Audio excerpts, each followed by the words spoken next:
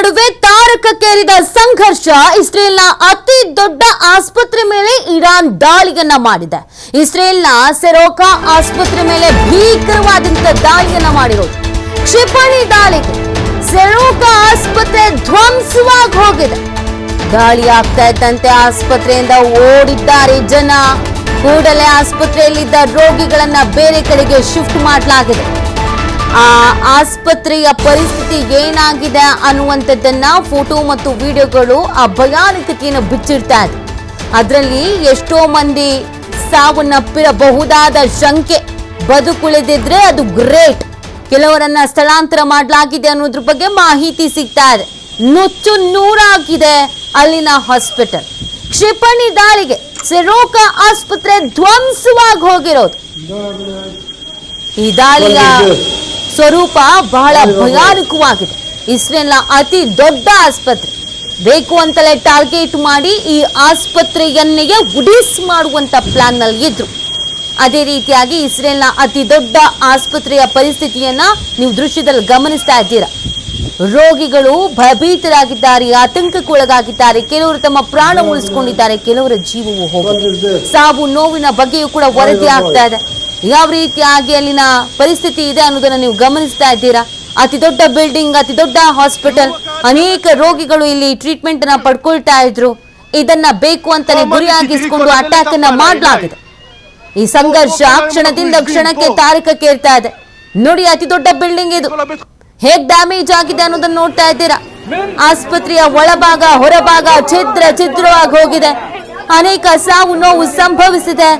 ಕೆಲವರನ್ನ ಬೇರೆ ಕಡೆಗೆ ಸ್ಥಳಾಂತರ ಮಾಡಲಾಗಿದೆ. ಮೊದಲೇ ಅನಾರೋಗ್ಯ ಸಮಸ್ಯೆಯಿಂದ ಆಸ್ಪತ್ರೆ ಸೇರಿದವರಿಗೆ ಇದು ಅತಿ ದೊಡ್ಡ ಆಘಾತ.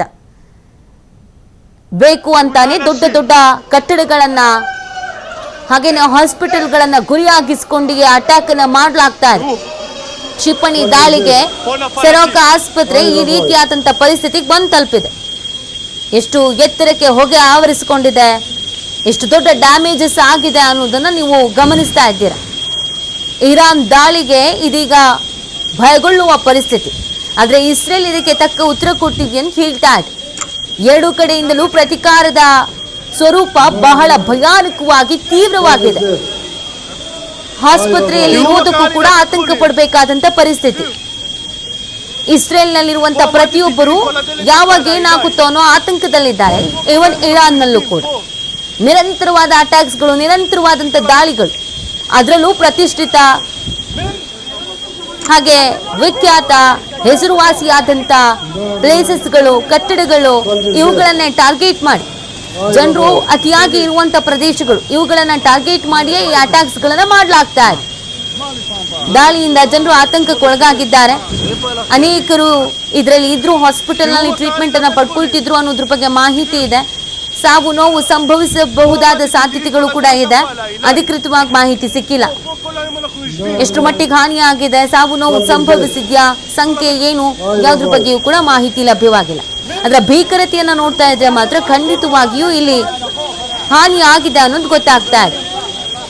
ಕ್ಷಿಪಣಿ ದಾಳಿಯಿಂದ ಈ ಪರಿಸ್ಥಿತಿ ಈ ಹಂತಕ್ಕೆ ತಲುಪಿರೋದು ಇಸ್ರೇಲ್ನ ಅತಿ ದೊಡ್ಡ ಹಾಸ್ಪಿಟಲ್, ಪ್ರತಿಷ್ಠಿತ ಹಾಸ್ಪಿಟಲ್ ಅಂತ ಕರೆಸ್ಕೊಳ್ತಾ ಇತ್ತು. ಅತಿ ದೊಡ್ಡ ಹಾಸ್ಪಿಟಲ್ ಈ ಪರಿಸ್ಥಿತಿ ತಲುಪಿದೆ. ನೋಡಿ, ಯುದ್ಧದ ಕಾರ್ಮೋಡ ಆವರಿಸಿದಂತ ಸಂದರ್ಭದಲ್ಲಿ ವೈದ್ಯಕೀಯವಾಗಿಯೂ ಕೂಡ ಸಾಕಷ್ಟು ರೀತಿಯಾದಂತ ಎಚ್ಚರಿಕೆಯನ್ನ ವಹಿಸಬೇಕಾಗತ್ತೆ. ಮುನ್ನೆಚ್ಚರಿಕಾ ಮುಂಜಾಗ್ರತಾ ಕ್ರಮಗಳನ್ನ ಕೈಗೊಳ್ಳಬೇಕಾಗತ್ತೆ. ಯಾವುದೇ ಪರಿಸ್ಥಿತಿಯಲ್ಲೂ ಗಾಯಾಳುಗಳನ್ನ ಆಸ್ಪತ್ರೆಗೆ ದಾಖಲು ಮಾಡೋದು, ಟ್ರೀಟ್ಮೆಂಟ್ ಕೊಡುವಂಥದ್ದು ಎಲ್ಲವೂ ಕೂಡ ಮೆಡಿಕಲ್ ಎಮರ್ಜೆನ್ಸಿ ಬಹಳ ಇಂಪಾರ್ಟೆಂಟ್. ಆದ್ರೆ ಇಲ್ಲಿ ಹಾಸ್ಪಿಟಲ್ಗಳನ್ನೇ ಗುರಿಯಾಗಿಸಿಕೊಂಡಿದ್ದಾರೆ, ಟಾರ್ಗೆಟ್ ಮಾಡ್ಕೊಂಡಿದ್ದಾರೆ, ಅಟ್ಯಾಕ್ಸ್ ಮಾಡ್ತಿದ್ದಾರೆ ಅಂತಂದ್ರೆ ಪರಿಸ್ಥಿತಿ ಬಿಗಡಾಯಿಸ್ತಾ ಇದೆ ಅನ್ನೋದು ಗೊತ್ತಾಗ್ತಾ ಇದೆ. ನೋಡಿ, ಕ್ಷಿಪಣಿ ದಾಳಿಯಿಂದ ಆಸ್ಪತ್ರೆ ಒಳಗಿನ ಮತ್ತು ಹೊರಗಿನ ಚಿತ್ರಣ ಎಲ್ಲ ನುಚ್ಚು ನೂರಾಗಿರೋದು. ಒಳಗಿರೋರಿಗೆ ಏನಾಗ್ತಾ ಇದೆ, ಏನ್ ಪರಿಸ್ಥಿತಿ, ಯಾವುದ್ರ ಅರಿವು ಇಲ್ಲ. ಆದ್ರೆ ದಾಳಿಯ ಎಫೆಕ್ಟ್ ಎಷ್ಟು ಮಟ್ಟಿಗಿದೆ ಅಂತಂದ್ರೆ ಎಲ್ಲರೂ ಹೆದರಿ ಓಡೋ ಮಟ್ಟಿಗಿದೆ. ICU ನಲ್ಲಿ ಇದ್ದವರು, ಎಮರ್ಜೆನ್ಸಿ ಆಪರೇಷನ್ ನಡೀತಾ ಇದ್ದಿದ್ದು, ಇನ್ನೊಂದು ಮತ್ತೊಂದು, ಒಳಗಿನ ಸಿಚುವೇಶನ್ ಪರಿಸ್ಥಿತಿ ಏನಿತ್ತು ಗೊತ್ತಿಲ್ಲ. ಆದ್ರೆ ಅಟ್ಯಾಕ್ ಆಗ್ತಾ ಇದ್ದ ಹಾಗೇನೆ ಎಲ್ಲರೂ ಎದ್ನೋ ಬಿದ್ನೋ ಅಂತ ಓಡೋದಕ್ಕೆ ಶುರು ಮಾಡ್ಬಿಟ್ಟಿದ್ದಾರೆ.